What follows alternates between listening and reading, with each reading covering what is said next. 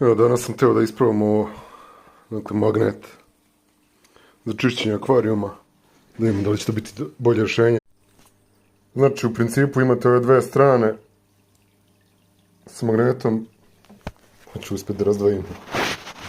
Na jednoj strani je lagano ovo, na drugoj strani je čičak koji struže alge i ostavili svoj konac Kinezi da biste mogli izvući to kao mu upadne u akvarijum.